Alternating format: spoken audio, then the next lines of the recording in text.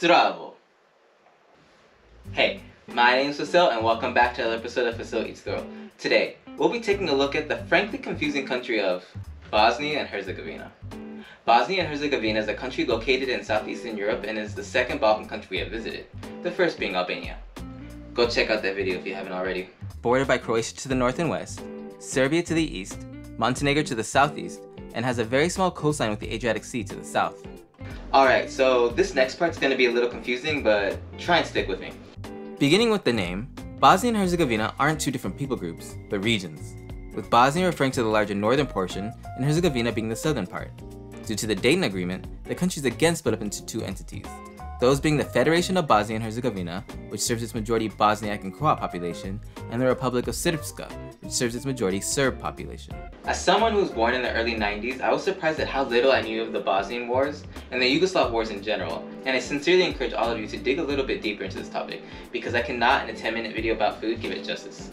Now, to further complicate things, you have the self-governing Brčko district to the northwest, which has its demographics pretty evenly split between Bosniaks, Serbs, and Croats. And since we're on the topic of Bosniaks, Serbs, and Croats, let's talk people. The three main ethnic groups in Bosnia are the aforementioned Bosniaks, which make up 50% of the population, the Serbs, which make up 30% of the population, and the Croats, which make up 15%. These three groups are known as the constituent peoples, due to the fact that they're expressly mentioned in the country's constitution. There are three major religions practiced in Bosnia. A lot of things come in threes here. Those religions being Islam at 50%, Orthodox Christianity at 30%, and Catholicism at 15%. Can you guess who practices what? Now, if you're wondering how 50% of a white European population became Muslim, all you gotta do is look back in time and see that Bosnia was once part of the Ottoman Empire for 400 years. The Ottomans didn't just bring over religion though. That's right, let's talk food. Bosnian cuisine has many different influences, from the Ottomans, who brought a mix of Turkish, Greek, and Mediterranean cuisine, as well as influences from Central Europe, from their time as part of the Austro-Hungarian Empire. Oh, did I forget to mention that they were once part of Austro-Hungary? Yeah, a lot happened in Bosnia in the 20th century. Now on a lighter note, back to food. Due to the dietary restrictions of Muslims, many Bosnian dishes rely on beef and lamb as their meat source, and they really like to stuff ingredients into things like leaves and vegetables, and then cook them, such as dolma and sarma, with many local variations of these dishes. Today, however, we'll be making the national dish of Bosnia, Bosanki Lonac, which means Bosnian pot. And with all that introduction out of the way, let's get to the cooking. Beef. So this is roughly 500 grams worth of beef, and we're just gonna go ahead and cut that into square pieces, cubes. The recipe wasn't really specific about the size, so I'm just gonna go for what I prefer. I'm not gonna lie, in hindsight, I wish I'd gone for lamb, because I thought in this series that I'd be cooking more lamb. But so far I think only 2 countries have utilized lamb. I want to say Albania. And what was the second country? I don't remember off the top of my head. But I'm also guessing it was a Muslim country. Those countries seem to be the ones that utilize lamb the most. But anyway, once you got your beef nice and cut up, we're gonna set aside. Next up is 1 potato. Now we're gonna cut into chunks. Again, by now you should know that I keep my skin on just cause it's like whatever. It's not like the skin's gonna kill you, so it just saves you time. And then I just said a rough chop according to the recipe, so. See, now that I'm looking at all the ingredients and then I'm looking at the pot as well, I don't know if that pot's gonna be big enough, to be honest. So we'll see. I might have to switch pots later. And we're gonna go ahead and just directly put this into the pot. And while we're adding things to the pot, I'm just gonna go ahead and add my green beans, or my peas, I should say. I'm gonna add my peas, as well as my green beans. Maybe I should give that a quick cut. Actually, now that I think about it, they're kind of large. So just once in half, and then go ahead and add that in. 1 stick of celery.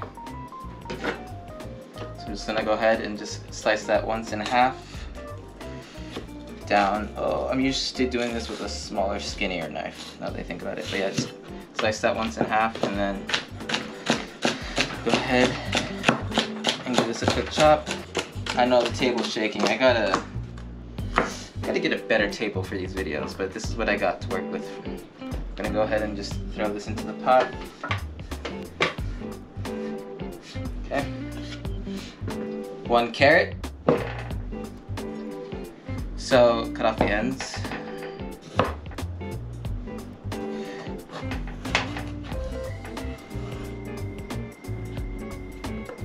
So apparently I read the instructions wrong. We're not supposed to be stacking them up into the pot so early. Apparently we're supposed to do a row of veggies, then a row of meat, then a row of veggies, and a row of meat. You're supposed to season each row as you go. Kind of like lasagna, but I've just been throwing all the veggies into the pot. So I'm gonna take out all the veggies out of the pot and then stack them up later. And I might end up using a bigger pot because, or we'll see what happens actually. Let's just hold off on anything. But rough chop these guys up. Again, I got my carrots in all different sizes. Okay, and then I'm just gonna go ahead and add these to the pot, even though I'm gonna take them out in a second. 5 cloves of garlic. So just go ahead, I'll just do 2 at a time. Maybe they're kind of big. Also, I know 5 cloves seems like a lot, but that's what it said, so just gotta follow the recipe, you know, at a time like this. Especially since I've already kind of messed up with the whole putting the veggies in a pot thing. Okay, and there we go. I don't know why that's like so oddly satisfying. And then just put your garlic off to the side. Next up, a handful of parsley that we're just gonna go and cut up. Or just give it a nice rough chop. So that way we can just sprinkle it in. So I'm gonna just go ahead and put this on the other side of the garlic. Should have been doing this with all my ingredients. I don't know, I always forget. Because I only use this tool for baking, but I forget that it's good at scooping as well. Put this to the side. And last but not least, 2 tomatoes. That again, just a rough chop. Nothing fancy. Just bite-sized chunks. It's going into a stew, so no reason to be super precise with it. And once you finish cutting them, we're going to transfer them into our bowl. And then just set aside for later. Okay, alright. I've taken all the vegetables out of the pot. I got my tomatoes. I got my parsley and garlic, and I got my meat. So apparently we're supposed to go vegetables, salt, pepper, and I'm gonna also add some paprika just because I want to. And then some parsley, garlic, then meat, then repeat. So it's gonna go vegetables, pepper, salt, paprika just because I want to, garlic, parsley, meat, then repeat. Vegetables, salt, pepper, paprika, parsley, garlic, meat. We're gonna keep going until we're done with all ingredients, and then we're just gonna stack it with tomatoes at the end. So let's go ahead and start doing that. So a handful of vegetables, just 1 layer to cover the bottom. Some pepper, some salt, some paprika, some garlic, some parsley, and then some meat.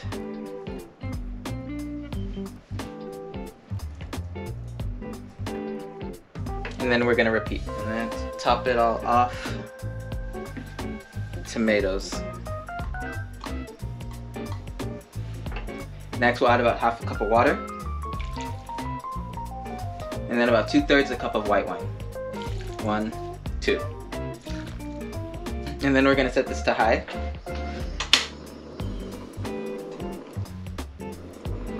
Until it comes to a boil. Sorry, it's my first time using this thing. I should have test run this, but We'll see how it goes. I'm hoping there's like no gassy smell and then I end up blowing myself up. You know, this could be the last footage of me. Hopefully not. Let's cross our fingers. Except not double, right? It's just a sequel. Okay, fingers crossed. Point being, we're gonna bring this to a boil. And then once it's to a boil, we're gonna cover it and cook it on low for about 3 hours. So I hope you got something planned because it's gonna be a while. Alright, so now that it's been 3 hours, let's check our dish. Oh, smells really good, can't lie. Alright, so it's time to scoop ourselves a bowl. So I'm gonna take this off. Go ahead and just scoop out a big spoonful like that. I don't know how they serve this. Do they serve this with bread? Yeah, let me know down in the comments. How do you guys prepare, serve this meal? What are common sides? Because like I feel like this has everything. It has your vegetables, it has your meats. Would you look at that? Looks good, right? And without further ado, let's dig in.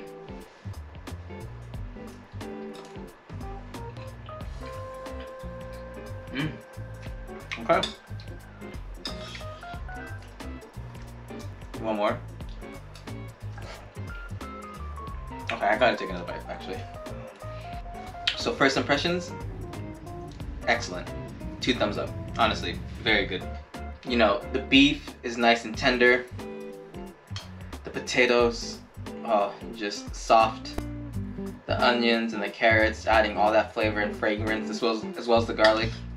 I'm not a big fan of the peas, but I've never been a big fan of peas. So, but at the same time, I don't mind them. Usually, I mind it when peas are in my food, but with this, I really don't mind it. In terms of the flavor, it just tastes like a beef stew, to be honest. Like, I feel like with whatever meat you put in this, that would take over in terms of flavor. But they all mesh really well together. But other than that, like, really good, solid, 10 out of 10. In terms of things that I would change in the future, I don't know. I might salt the beef. Salt and pepper, like, you know, cook the meat separately a little bit to give it more flavor. I don't know, but I'm not a cook, so I don't know. That's just something off the top of my head I would do. As well as I would just add more salt and pepper in general, slash just other spices, just because I like my food spicy anyway. So I'm glad I threw in the paprika because I can taste the paprika. And I can also taste the tomatoes. I didn't mention the tomatoes, but the tomatoes are also in there and you can taste them. Adds a lovely flavor. Been watching a lot of British media, so that's why I threw in the word lovely. Oh, shout out to the king, by the way. Charles. Keep trucking along, man. Yeah. But also, like, this would also do really well if I had, like, some bread on the side, or, actually, you know what, now that I think about it, like, if I had just thrown this on top of some injera, which is Ethiopian flatbread. Ethiopian food, it's a lot of stews. We call it wet, like ewet or doro wet. This would go really, really well with some injera. I'm not lying now that I think about it. And that may be something I try in the future. It's a solid 7, right? Like, it's not mind-blowing, but at the same time, I'm gonna have no trouble finishing this. Like, it's really good. It goes down easy. Like, the beef is really soft. The potatoes, like, everything about it, like, I mean, it's kind of early summer slash late spring, but like, if this was the middle of winter, like, this would, oh. And like I said earlier, like, it reminds me of wet, so it's also kind of comforting just because I grew up eating a lot of wet. I don't know, man, it's just really good, but like, not amazing. It's not it's not outstanding. It's not remarkable. It's definitely in my cooking catalog. Like, I'm gonna be making this just in my free time from now, because all it is you cut up a bunch of vegetables and some beef, you throw it in a pot with some spices and some, you know, parsley, and there you go. And one final thing is, next time I make this, I definitely want to make it with lamb, just because I was saying earlier, I kind of wish I had made it with lamb just because I don't get the chance to cook lamb a lot. And I don't know, I just love the flavor of lamb, especially in stews, especially with Ethiopian food. Like I said, this reminds me of Ethiopian food. Because now that I think about it, a lot of the Muslim countries tend to have very Ethiopian flavors, and I'm wondering if Ethiopian food is just heavily influenced by Arabic food. Is that a hot take? Don't come for me, please don't. I don't know. I'm just putting 2 and 2 together. You know, all the Muslim countries, they tend to have similar taste buds, I should say. I don't know. I don't know. So let me know. Like, if you're a food historian, let me know down in the comments. Is that correct? Was Ethiopian food heavily influenced by Arabic food? As always, let me know what I did right, what I did wrong. What are the local variations? You know, like I said earlier in the video, there are the 3 constituent peoples of Bosnia. If you're a Serb, how do you guys make this dish? If you're a Croat, how do you make this dish? And if you're a Bosniak, let me know how you make it. Let me know what I should try next. I'm open to all ideas. Next up, we're back in Africa with Botswana. I've only ever known one Botswani. What do you call the people of Botswana? I don't know. I really don't. I'm just gonna stop there. I'm gonna stop there. Yeah, I met one man from Botswana while I was in college. He was a foreign exchange student, and he had a lot of hot takes. I can say that much. A lot of interesting conversations with that fellow. Mostly just criticizing.